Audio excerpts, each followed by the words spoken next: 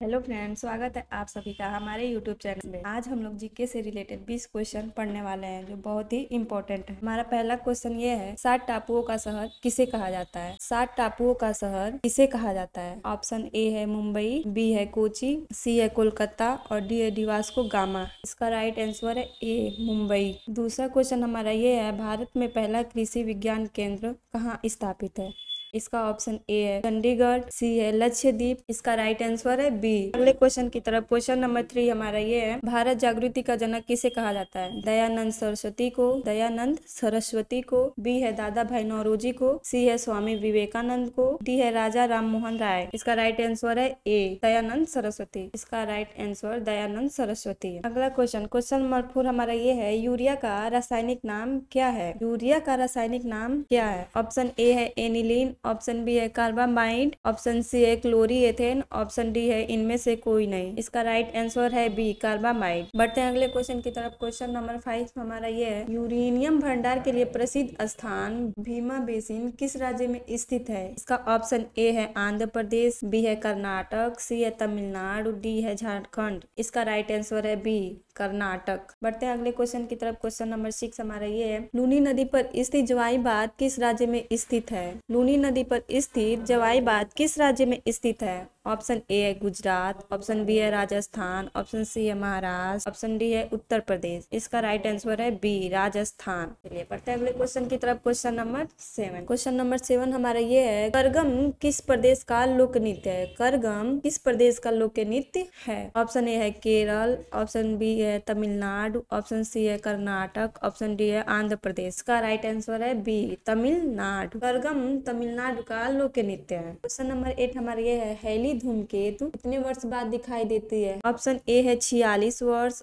Option B है 31 वर्ष, option C है 86 वर्ष, ऑप्शन डी है 76 वर्ष। क्वेश्चन नंबर 8 का राइट आंसर है डी। क्वेश्चन नंबर 9 हमारा ये है, निम्नलिखित में से किस नदी का उद्गम स्थान महाबलेश्वर में है? निम्नलिखित में से किस नदी का उद्गम स्थान महाबलेश्वर में है? इसका ऑप्शन है ए कावेरी, बी कृष्णा, सी ताप्ती, डी नर्मदा। इसका राइट आंसर है बी कृष्णा। चलिए बढ़ते हैं अगले क्वेश्चन की तरफ। Question number 10। क्वेश्चन नंबर 10 हमारा ये है, मसालों का बगीचा किस राज्य को कहा जाता है? मसालों का बगीचा किस राज्य को कहा जाता है? इसका पहला ऑप्शन है तमिलनाडु, बी है केरल, सी है गुजरात, डी है कर्नाटक। इसका राइट आंसर है बी केरल। केरल में है जो मसालों का बगीचा होता है। बढ़ते हैं अगले क्वेश्चन की तरफ। क्वेश्चन नंबर 11 हमारा ये है, रेफ्रिजरेटर में कौन सी गैस प्रयुक्त की जाती है? इसका पहला ऑप्शन है फियॉन, बी है ऑक्सीजन, सी है कार्बन, डी है नाइट्रोजन। इसका राइट आंसर है ए फ्रियॉन। बढ़ते हैं अगले क्वेश्चन की तरफ। क्वेश्चन नंबर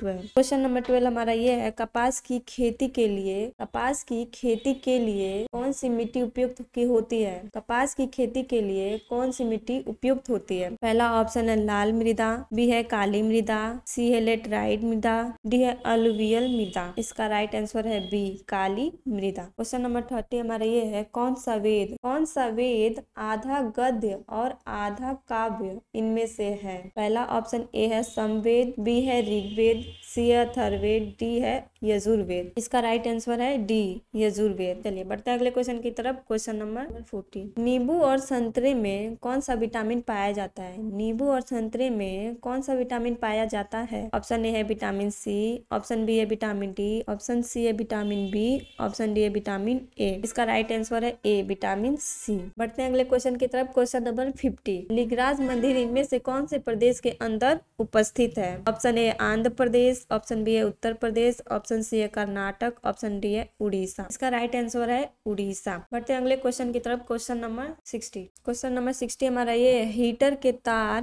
तार किस चीज के बने होते हैं? इसका ऑप्शन ए है नाइक्रोम, बी है सोने के, सी है चांदी के, डी है तांबे के। इसका राइट आंसर है ए नाइक्रोम। हीटर के तार नाइक्रोम के बने होते हैं। बढ़ते हैं अगले क्वेश्चन की तरफ। Question number 70। क्वेश्चन नंबर 70 हमारा ये है, दशावतार मंदिर किस नदी के तट पर स्थित है? दशावतार मंदिर किस नदी के तट पर स्थित है? पहला ऑप्शन ए है गोदावरी, बी है नर्मदा, सी है यमुना, डी है बेतवा। इसका राइट आंसर है डी बेतवा। बढ़ते हैं अगले क्वेश्चन की तरफ। Question number 80। क्वेश्चन नंबर 80 हमारा ये है, पृथ्वी का एकमात्र प्राकृतिक उपग्रह है। पृथ्वी का एकमात्र प्राकृतिक उपग्रह है। ऑप्शन ए है चंद्रमा, ऑप्शन बी है शुक्र, ऑप्शन सी है शनि, ऑप्शन डी है रोशनी। इसका राइट आंसर है ए चंद्रमा। बढ़ते हैं अगले क्वेश्चन की तरफ। Question number 90। क्वेश्चन नंबर 90 हमारा ये है, भारत का सबसे बड़ा मूंगफली उत्पादक राज्य कौन सा है? भारत का सबसे बड़ा मूंगफली उत्पादक राज्य कौन सा है?